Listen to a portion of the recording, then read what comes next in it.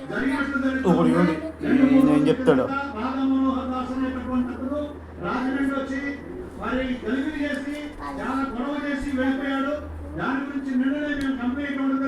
ఇప్పుడు ఏం చెప్తున్నాడు, కంప్లైంట్ ఇచ్చాడు.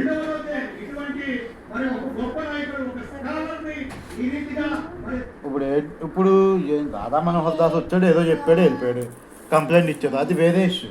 ఇప్పుడు దీనికి దానికి సంబంధం ఏంటి అంటే ఈయన ఉద్దేశం ఏంటి? ఇప్పుడు ఆయనకి జరిగిన దానికి లింకప్ చేయాలనా? ఇప్పుడు ఆయన ఫేస్బుక్ పోస్ట్లోనే చూస్తే ఆయన్ని నాకు ఎవరితో ట్రస్ట్ ఉందని ఆయన పోస్టులు పెట్టారో అన్నీ క్లియర్గా కనబడతాయి. ఒక షెఫీ అయిన ఆయనతో ట్రస్ట్ ఉందని పోస్టులు పెట్టాడు, అలాగే ఒక క్రిస్టియన్ నాయకుడు రంజీ తోఫీర్ నాతో ట్రస్ట్ ఉందని పోస్టులు పెట్టాడు. ఇప్పుడు ఓపెన్ చేసి చూసినా కనబడతాయి మనకి. కానీ వీళ్ళు వాళ్ళ పేర్లు చెప్పకుండా అసలు ఆయన ఎక్కడ మెన్షన్ కూడా చేయని వాళ్ళ పేర్లు ఆ టైంలో ఆ సిచ్యువేషన్లో వాడుతున్నారు. ఇంకా ఉన్నాయి, చూపిస్తాను చూడు ఆప్షన్.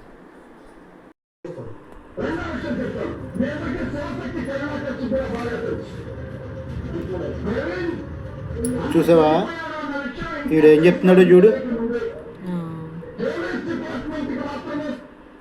ఇది బాగా గుర్తుపెట్టుకోండి, ప్రవీణ్ చనిపోయిన విషయం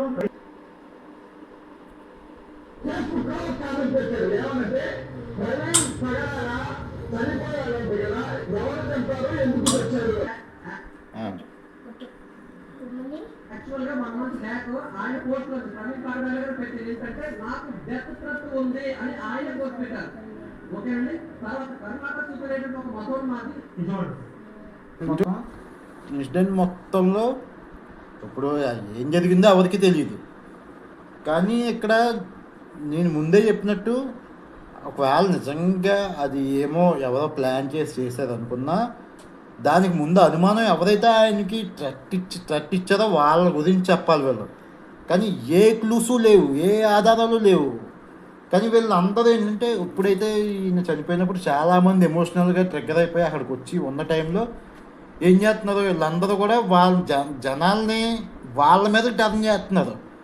ఎందుకంటే వీళ్ళకి తెలుసు ఈ రాధా మనోహర్ దాస్ వల్ల కానీ, కరుణాకర్ సుగ్గున వల్ల కానీ, లలిత్ కుమార్ గారి వల్ల కానీ, ఇలాంటి వాళ్ళ వలన వీళ్ళకి చాలా వరకు వీళ్ళు చేసే పనులకి అడ్డం అవుతుంది. వీళ్ళని ప్రశ్నిస్తమే కాదు, హిందువుల్లో చైతన్యం తీసుకొస్తున్నారు, వీళ్ళని ప్రశ్నించేలా చేస్తున్నారు. ఇప్పుడు ఎలా అయినా వీళ్ళని అడ్డు తొలగించుకోవాలంటే ఇప్పుడు వీళ్ళ మీదకి జనాల్ని ఏదో ఒక విధంగా ఉసుగొల్పాలి, వాళ్ళని ఏదో ఒక రకంగా ఇరికించాలి. అందుకని చెప్పి అసలు చాలా వరకు ప్రతి న్యూస్ ఛానల్లోనే వాళ్ళని ఇరికించడానికి ట్రై చేశారు. కానీ ఏదైనా పోలీసులు ఏమైనా అమాయకులు ఏంటి, వాళ్ళు ఎవిడెన్స్ బట్టి ఫ్యాక్ట్స్ బట్టి మాట్లాడతారు. అంతేగాని మేము ఇన్వెస్టిగేషన్ చేసేసాం, మాకు వీళ్ళ మీద అనుమానం ఉందంటే ఎవరు పడతాలు నమ్మేది కదా. జనాలు చూస్తున్నారు, జనాలు చూసినప్పుడు జనాలకి చాలా వరకు మంది జనాలకు అర్థమైంది వీళ్ళందరూ టార్గెట్ వీళ్ళేనని. కానీ మన దౌర్భాగ్యం ఏంటంటే ఈ 99% పాస్టర్స్కి, 99% క్రిస్టియన్స్కి వీళ్ళు ఏం చేస్తున్నారో తెలుసు. వీళ్ళ వల్ల వాళ్ళకి జరుగుతున్న నష్టమేంటో తెలుసు. కానీ మన హిందువుల్లో 90% హిందువులకి వీళ్ళు ఎలా వర్క్ చేస్తున్నారో తెలియదు. వీళ్ళు హిందువుల్లో ఎలా చైతన్యం తీసుకొస్తున్నారో తెలియదు. అది ఏ హిందువుల కోసం అయితే, ఏ హిందువుల్లో మత మార్పిడిని ఆపడానికి, ఎవరి కన్వర్షన్స్ ఆపడానికి సాయి శక్తుల ఇప్పుడు చూసి వాళ్ళు కూడా కొన్ని విషయాలు అర్థం చేసుకోవాలి. ఏంటంటే ఆలోచించాలి. ఇప్పుడు ఈ వీళ్ళ మెంటాలిటీ ఎలా ఉంటుందంటే, ఇప్పుడు ఈ యాక్సిడెంట్ అనేది ఈ కరుణాకర్ సుగ్గునకో, లలిత్ కుమార్ గారికో, రాధా మనోహర్ దాస్కో జరుగుంటే నిజంగా వీళ్ళు ఎలా ప్రచారం చేసేవారంటే, ఇదిగో చూసా వీళ్ళందరూ మనకు ఔషధ్యానికి ఎప్పుడు అడ్డుగోడగా నిలిచేవారు, మన స్వార్థ మీద ఎప్పుడు దుష్ప్రచారం చేసేవారు.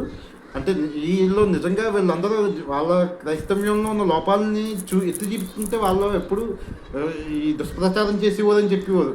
ఇదివరకుల్లో మీరు ఎలా వీళ్ళందరూ మా క్రైస్తవం మీద దుష్ప్రచారం చేస్తున్నారు కాబట్టి మీకు ఎప్పటికైనా దేవుడు ఉగ్రత వీళ్ళ మీదకి వస్తుంది, వీళ్ళకి శిక్ష తప్పదని ఇదివరకు కూడా చాలా సందర్భాల్లో వీళ్ళని హెచ్చరించారు వాళ్ళు పాస్టర్లు. ఒకవేళ నిజంగా ఈ తరహా యాక్సిడెంట్ ఇలా జరుగుంటే ఇప్పుడు వీళ్ళు ఎలా ప్రచారం చేసుకునేవారంటే చూసావా మేము అప్పుడులో చెప్పాం కదా దేవుడు ఉగ్రత ఖచ్చితంగా వీళ్ళ మీదకి వస్తుందని, చూసారా ఎలా వచ్చిందని చెప్పి ఈ రాష్ట్రాలందరూ కూడా ఇలా ప్రచారం చేసుకునేవారు.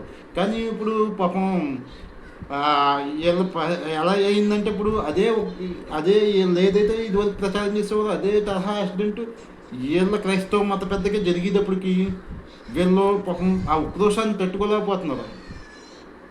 ఇప్పుడు ఇప్పుడు ఈ ప్రవీణ్ పగడాల గారు కూడా ఇది వరకు చాలా సందర్భాల్లో సాక్ష్యం చెప్పేవాడు. ఆ సాక్ష్యం ఎలా చెప్పేవాడు అంటే, నాకు యేసు కనబడేవాడు, యేసుతో నేను మాట్లాడేవాడిని, నా కూతురికి ఆరోగ్యం బాగోలేనప్పుడు యేసు నాకు కనబడి స్వస్థత జరుగుతుంది నీ కూతురికి అని చెప్పాడు. అలా చెప్పిన తర్వాత త్వరగా యేసు మా కూతురికి స్వస్థత జరిగింది.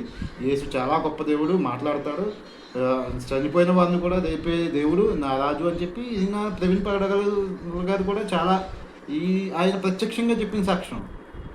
కానీ ఈ సాక్ష్యం చెప్పిన తర్వాత జనాలు ఎవరికైనా ఒక డౌట్ రావాలి. ఈయన కుటుంబ సభ్యులకి ఆరోగ్య సమస్య వస్తే మాట్లాడి స్వస్థత చేసిన దేవుడు, ఈయనకి యాక్సిడెంట్ జరిగే సమయానికి ఎందుకు ఈయనతో మాట్లాడలేదు, ఎందుకు ఈయనకి ఆ గండం నుంచి తప్పించలేదు. పైగా ఈయనేమి మామూలు వ్యక్తి కూడా కాదు, పోనీ ఆయుర్దానం కూడా ఇంకా చాలా బతకాల్సిన కాలం ఉన్న వ్యక్తి. ఇలాంటి వ్యక్తుల నుంచితే చాలామందిని మోటివేట్ చేయగలరు కదా ఈయన. మరి అలాంటి వ్యక్తిని ముందే కాపాడుకోవాలి కదా వీళ్ళ భగవంతుడు, ఎందుకు కాపాడలేదు? దీన్ని బట్టి మీకు 2 విషయాలు అర్థమవ్వాలి. వీళ్ళు ఏ క్రైస్తవ పాస్టర్ అయినా సాక్ష్యాల విషయంలో చెప్పినప్పుడు వాళ్ళ స్టేజ్ మీద అద్భుతాలు జరిగినాయి, యేసు నాతో మాట్లాడాడని చెప్తారు. కానీ ఆ అద్భుతాలు వాళ్ళ సాక్ష్యాల్లోనే జరుగుతాయి. కానీ నిజ జీవితంలో నిజంగా ప్రమాదాలు ఎదురైనప్పుడు ఎప్పుడు కూడా వాళ్ళకి యేసు మాట్లాడడం.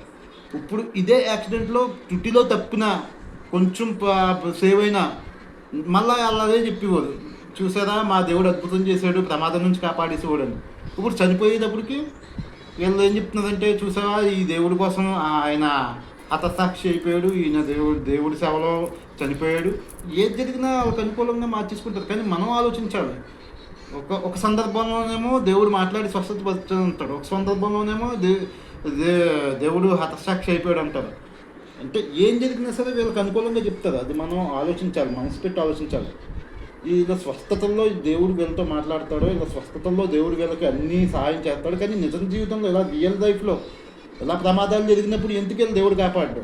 దానికి సమాధానం ఒకటే, ఏ మనిషికైనా సరే కర్మానుసారంగా ఏది ఎప్పుడు జరగాలో అది జరుగుద్ది. అదే హిందూ ధర్మం చెప్పింది. ఎంతటి వారికైనా చావు పుట్టుకలైనా అనుభవించే కష్టాలైనా ఏదైనా కర్మానుసారం అనుభవించాల్సిందే. అంతేగాని మనకి ఒకళ్ళు నమ్ముకున్నంత మాత్రాన కర్మ తగ్గిపోద్దని, మనకి స్వస్థతలో జరిగిపోతాయని, అద్భుతాలు జరిగిపోతాయని ఎక్కడ మన హిందూ ధర్మంలో చెప్పలేదు. అదే ప్రాక్టికల్గా కూడా చాలా వరకు నిజమవుతుంది నేను నమ్ముతున్నాను. కానీ మరి వీళ్ళు చెప్పిన దానికి ఎక్కడ పొంతన కుదరట్లేదు. ఇది జనాలు కూడా ఇది లాజికల్గా ఆలోచించాలి, అర్థమై అడగాలి. అదే నేను జనాలను కోరుకునేది.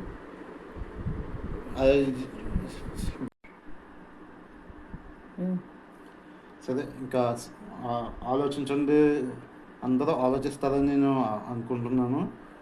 నా వరకు నేను మాత్రం ఇందులో ఎలా అయితే వీళ్ళు ఈ ఈ కన్వర్షన్స్ జరుగుతున్నాయో అవి నాకు కరెక్ట్ అనిపించట్లేదు.